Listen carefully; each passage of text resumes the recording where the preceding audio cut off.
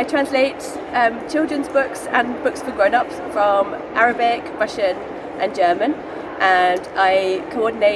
help to coordinate World Kid Lit Month every September, and I go into schools to talk about and show translation and show kids how they can get involved in creative translation. I think this is really important because